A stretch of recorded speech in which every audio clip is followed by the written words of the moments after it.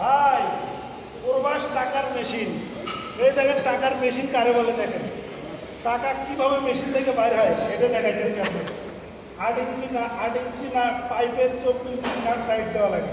দেখেন টাকার মেশিন কিভাবে, এটা হলো টাকার মেশিন, ঠিক আছে।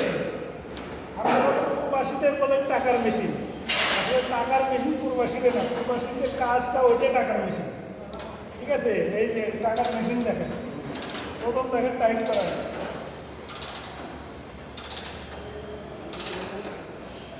মেশিন লাগাই টাইট করতেছে। হাই গাইস, এরা স্পিনারের খাওয়া নেই এই জায়গাতে, স্পিনার দিয়ে টাইট দেওয়া এত সোজা নয়।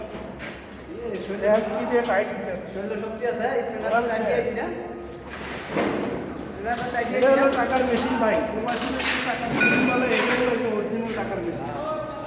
চলে সাথে না এই যে